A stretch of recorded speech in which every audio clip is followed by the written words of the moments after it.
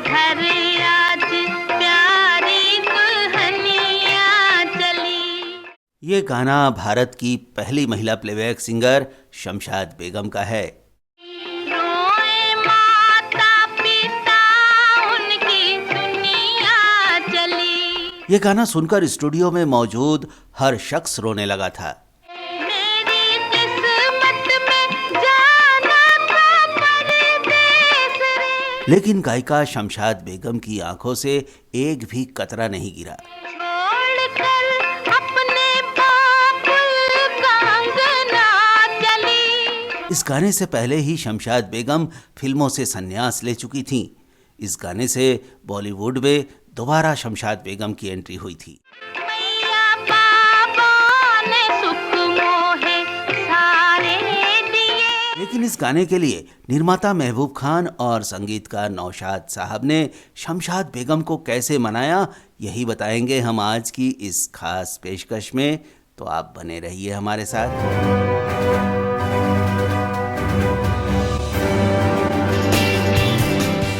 निर्माता निर्देशक महबूब खान 1957 में जब मदर इंडिया लेकर आए, तब किसी ने नहीं सोचा था कि वो पर्दे पर एक ऐसा अद्भुत संसार उतार रहे हैं जिसकी कहानी और घटनाएं तो बहुत मामूली है, क्योंकि उस समय के ज़्यादातर ग्रामीण आबादी वाले भारत में हर आदमी अपनी चारों तरफ ऐसी ही घटनाएं देखता था। लेकिन इन देखी सुनी घटनाओं को महबूब खान ने जिस तीव्रता और जिस गहराई के साथ फिल्मी पर्दे पर उतारा, उससे ना केवल मदर इंडिया कल्ट फिल्म बन गई, बल्कि इसका एक एक सीन दर्शकों के दिल और दिमाग में स्थायी रूप से छप गया। गाड़ी वाले गाड़ी धीरे हाँक ले। इस फिल्म को देखकर यकीन नहीं होता कि हिंदुस्तान कभी ऐसा भी हुआ करता था। दुख भरे दिन भी तेरे भैया तब सुख आयो रे। जिस गाने की हम बात कर रहे हैं वो मदर इंडिया के सभी 12 पॉपुलर और सदाबहार गानों में से महज एक गाना था। लेकिन ये गाना सुनकर आपका दिल तो भर आएगा ही, साथ ही आंखों में खुशी की एक चमक भी दिखाई दे जाएगी। मोरी चूड़ियों की लाजब तारे हाथ है। शमशाद बेगम की शीशे जैसी साफ, सुरीली और खनकती हुई आवाज में ये गाना आज भी उतना ही पसंद किया जाता है। हालांकि इस गाने के लिए निर्देशक महबूब खान और संगीतकार नौशाद को कुछ ज्यादा ही मेहनत करनी पड़ी थी। पी के घर आज प्यारी दुल्हनिया चली। मदर इंडिया के इस विदाई गीत के लिए महान गीतकार शकील बदायूनी ने आंखों में आंसू ला देने वाली पंक्तियां लिखी थी।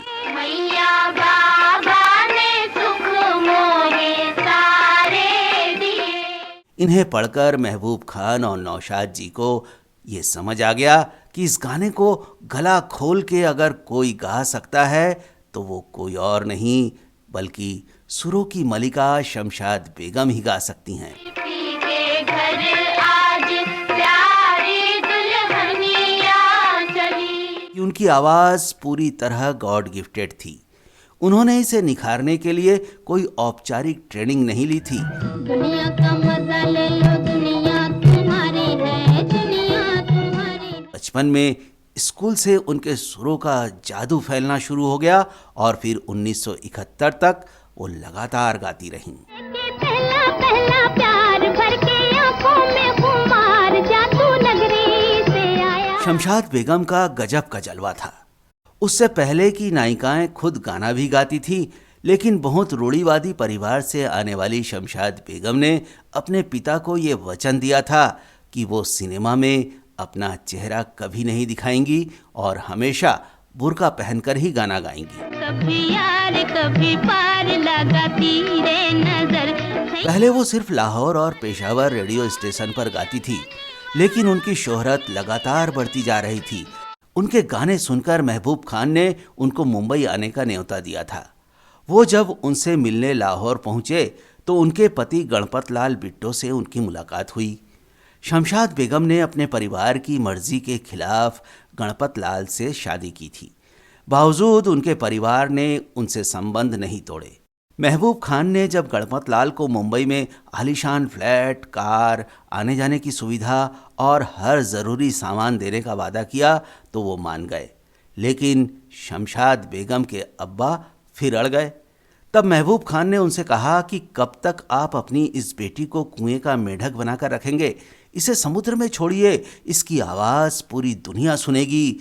इस तरह की कई और बातें कहकर महबूब खान शमशाद बेगम और उनके पति को मुंबई ले आए। मेरे पिया गए रंगून, किया है वहाँ से टेलीफोन। महबूब खान ने जो भविष्यवाणी की थी, शमशाद बेगम ने बॉलीवुड में वैसा ही नाम कमाया। इसलिए वो महबूब खान का एहसान मानती थी। उन्होंने करीब 5000 गाने गाए और आज भी उनके गानों पर सबसे ज्यादा रिमिक्स बनते हैं। दुनिया का मजा ले लो, दुनिया तुम्हारी, कहीं पे निगाहें, कहीं पे निशाना, गम का फसाना किसको सुनाए। मेरा क्या नाम रे, नदी किनारे गाँव रे, या दिल में आना रे, आके फिर ना जाना रे। शमशाद बेगम अपने जमाने की सबसे महंगी गायिका थी।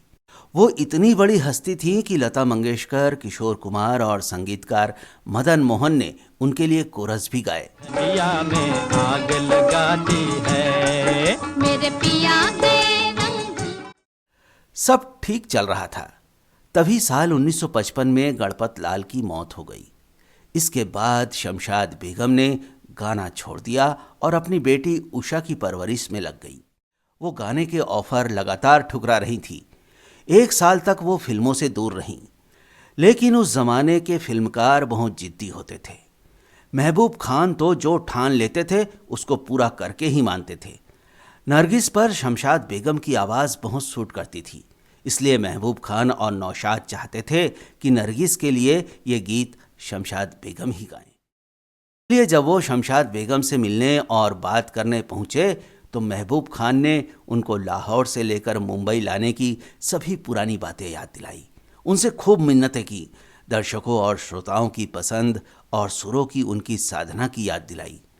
तब कहीं जाकर शमशाद बेगम का दिल पिघला और वो मदर इंडिया में गाने के लिए तैयार हो गई। पी के घर आज प्यारी दुल्हनिया चली। करीब 1.5 साल बाद जब शमशाद बेगम ने सफ़ेद साड़ी पहनकर ये गाना रिकॉर्ड किया तो रिकॉर्डिंग स्टूडियो में मौजूद हर शख्स भावुक हो गया। सबकी आंखों में आंसू थे, लेकिन शमशाद बेगम की आंखों में नमी नहीं आई।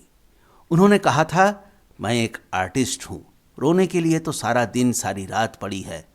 अपने करियर की दूसरी पारी में उन्होंने मदर इंडिया में 4 गाने गाए और सब के सब सुपर हिट हुए।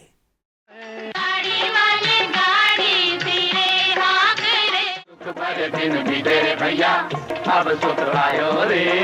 रंग जीवन में नया लायो री, आई रे कन्हई रंग झलके, सुना दे जरा बांसुरी।